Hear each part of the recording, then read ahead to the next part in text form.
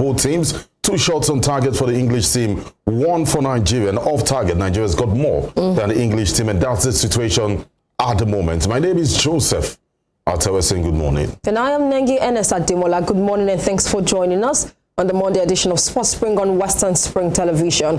I mean, it's been a FIFA Women's World Cup full of thrills, surprises, and of course, a better performance, improved performances from each and every of the teams that have qualified out of the group stage. And just to let you know that this is the 53rd match of the round of 16 for the FIFA Women's World Cup. And currently, just like Joseph has rightly stated, we have the Super Falcons of Nigeria and of course England slugging it out on the pitch right there in Brisbane. Well, we'll see how things pans out to be between these both teams, but I tell you for sure it's already a titanic clash between both of them. Now all of this and more is what we're dishing out to you this morning. Welcome on board again as we start off from the Women's World Cup round of 16 review. All right, we'll start with the Women's World Cup, but before we do, let's also let you know that the Tigress are champion of Africa, winning the Afrobasket for the 4th time in a row. We'll also be talking about the smoking guns who conquered Manchester City yesterday on penalties. Absolutely. But then back to Brisbane and talk about what is happening at the FIFA Women's World Cup. Let's start off from the weekend.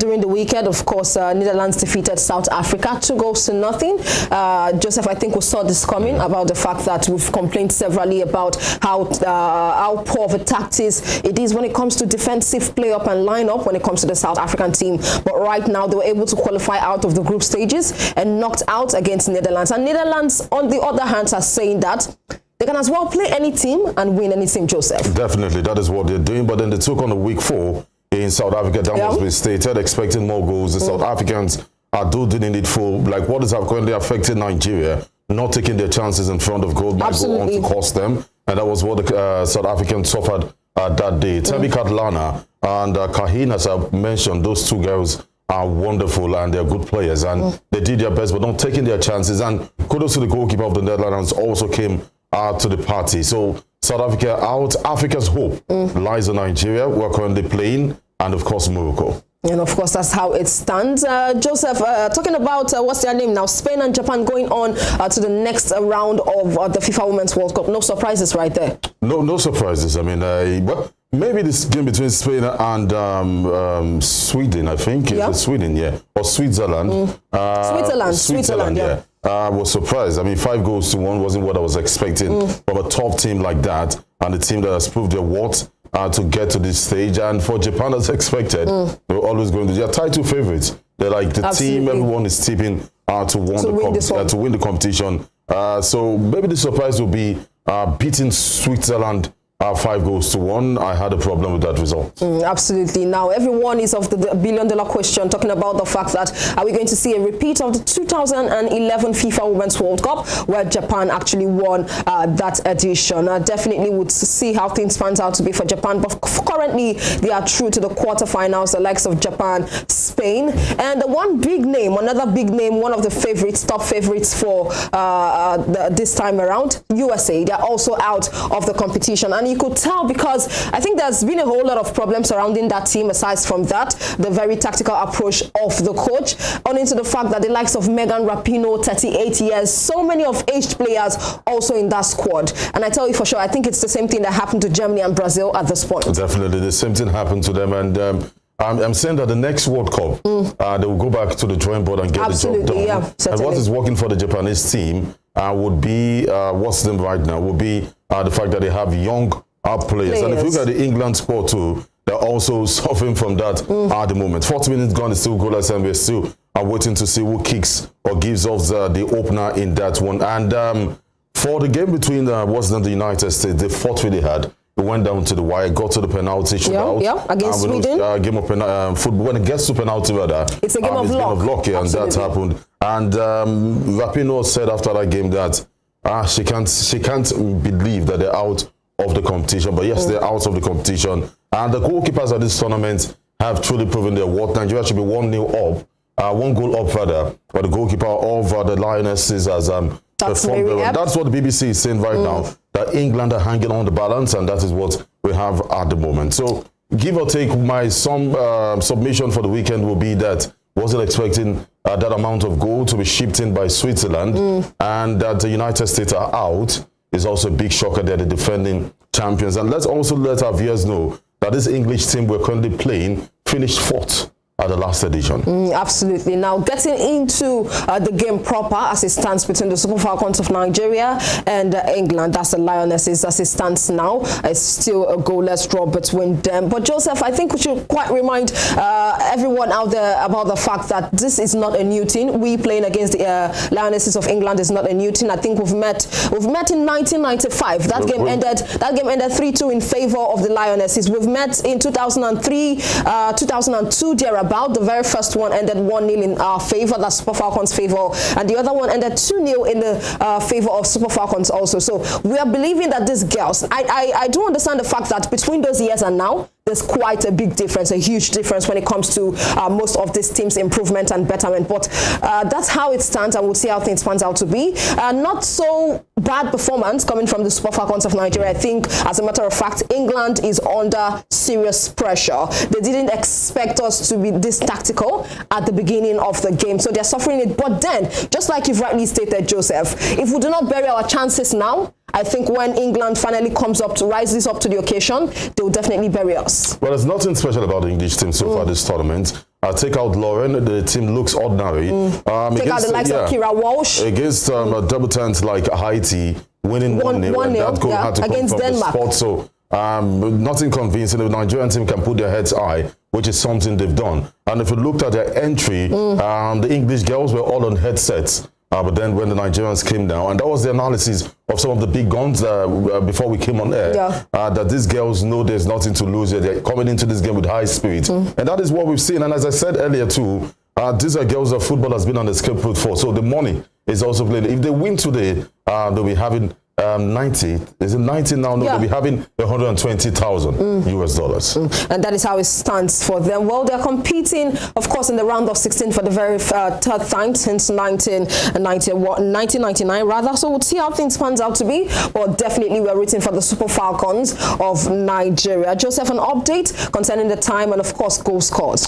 Just to correct that, Nigeria is competing in the round of 16 for the first time since it was expanded. They introduced the round of 16. Before, what you have is that you go straight to the quarterfinals, and that was where Nigeria got. But then since the expansion, that came to play. So the round of 16 first before we get to the quarterfinals. It's 44 minutes and it's still goalless between Nigeria and England. Well, that is how it stands in updates for the round of 16 for the FIFA Women's World Cup. Now, let's get into other stories. Now, recall that we told you about the fact that South Africa, that's the Banyana, are out of the FIFA Women's World Cup. Well, this is an update following that. Now, following the super performance of the Banyana at the 2023 World Cup, the government of South Africa has concluded arrangement to establish a professional women's football league in the country. South Africa is one of the powerhouses in women's football on the continent, but doesn't have professional football. Now, the Department of Sports, Arts and Culture Minister Zizi Kodwa made the confirmation on Sunday after the outstar of Banyana from the World Cup. And according to him, he did say that immediate task is working with relevant stakeholders in the establishment of a professional women's league.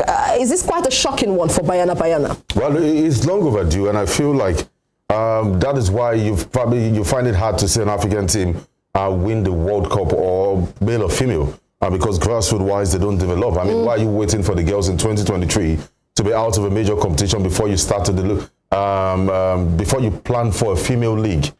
This is 2023. We've gone past our age, and I think it is long overdue. But then don't take away from the South Africans. They really don't pay so much attention to football. Don't forget they won the Rugby World Cup. Don't forget in cricket, they're doing well. Don't forget in swimming, they're also perfect. So cut across all sports, they're also investing. But I feel somebody did not just think well to have understood that female football league is needed. And that is how it stands for the Banyana. Well, congratulations to them because of their performance, a very superb performance they put out in the group stages, and definitely getting into the round of 16 before being knocked out by Netherlands by 2-0 in the favor of Netherlands. That is why they are going to see an emergence of the Women Football League. That's the Women Local League. Now, let's move away from that one and get into the Nigerian Premier Football League. Joseph, Eyimba striker Chukwuemeka Obioma, who emerged as the league's top scorer with 16 goals last season, has been nominated for the Player of the Season award, alongside Remo Stars goalkeeper Kayode Bankole and Rivers United left-back Ebube Duru at the Nigerian Professional Football League End of the Season award.